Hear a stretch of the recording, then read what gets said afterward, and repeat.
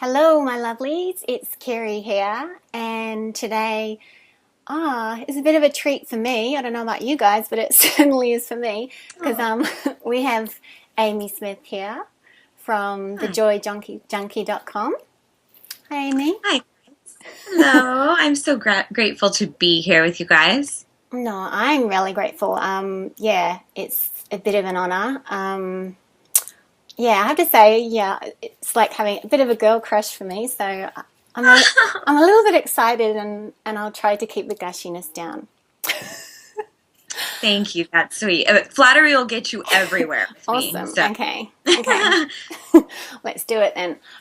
Look, the reason that Amy is here today is I really wanted to get some kind of expert advice on relationships and intimacy. As we've talked, Deb and I, my friend Deb and I, are running the 30-day self-care blueprint, which comes up May the 1st. And we did it last year and it was awesome. But one of the things that came up for a lot of the women was really just feeling out of connection with themselves and with their relationships. yeah.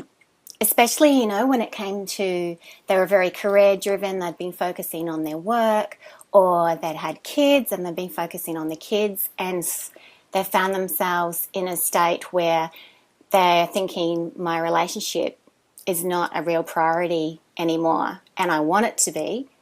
Yeah. But, and they're stuck in that place of actually feeling quite scared and not knowing what to do. Yes.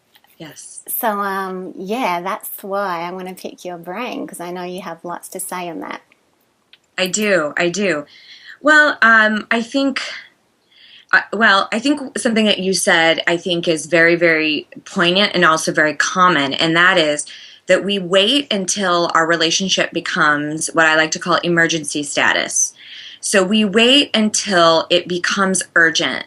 So something that I talk about a lot in my work is how a lot of the stresses and the things that we have going on in our lives come wrapped in a package of urgency. Mm-hmm. So, and most often those two things are your children and your work. And and then sometimes too with family or obligations where it comes presented to you in a package like you've got to tend to this, you've got to tend to this, this is the most important thing, this is so urgent.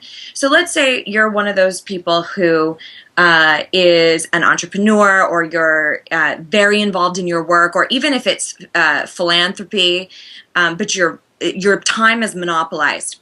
Mm-hmm. If your spouse or your child was in an accident and you get a call saying, your child was in an, you would drop everything. It wouldn't matter if you had a deadline, wouldn't matter if you had a major speaking engagement. You would rush because now something else has become more of an emergency. So unfortunately, what happens for many of us is this whole thing happens very subconsciously. We don't really think about it. We just react. Mm-hmm. So if there's a deadline at work, if there's a whatever it is, we think I just need to react to it.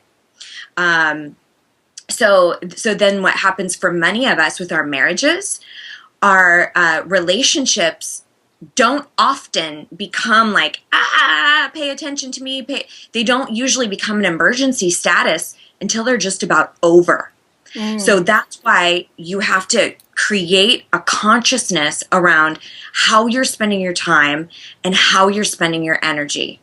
So this is what I would say is if you were to remove that monopolizing element, so if you were to remove the kids from your life, my little dog wants to say hello. Hi, Hello. everybody.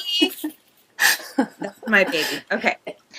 You've dressed You're her. making I'm very unprofessional. So cute. Um, so if you were to remove the kids from your life, if you were to remove that high profile position, Mm-hmm. what would your relationship look like?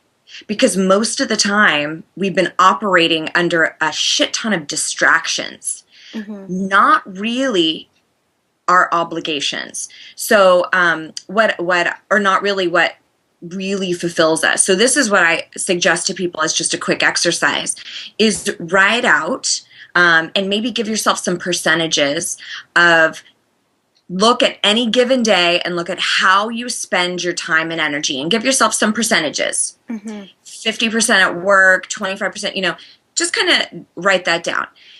On a different column, write down the things you would literally lay your life down for. Like, what are the most important things in your life?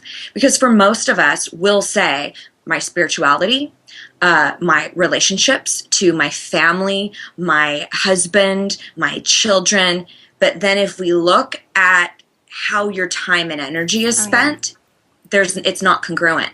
And that's out of integrity, and then that's when you start to have discomfort. That's when you start to have sickness and illness and things like that, because your body's going, this doesn't match, because it doesn't equal happiness, because you're not honoring those things that are the most important thing to you. Yeah, wow, that really makes sense. And I mean, that's actually one of the things that, well, I'm sure a lot of coaches talk about, but some don't, is like doing values work. And I can see how that really relates to, our relationships. And it comes down to, you can really say that you value X, Y, and Z, but if you're not living in congruence with that, then where are you?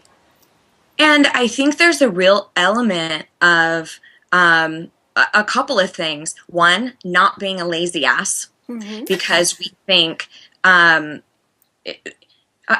such a huge proponent for your schedule, right? Because if you don't put things on your schedule, like if I were to ask anybody who's listening to this right now, what are the things that go on your schedule? The things that absolutely, without a shadow of doubt, cannot get dropped. You can't miss that appointment. You cannot miss working with clients. You can't miss work. You can't miss the kids' doctor's appointment. Anything of importance to you goes on your calendar. So why aren't we vigilant about putting on our calendar date night with our spouse,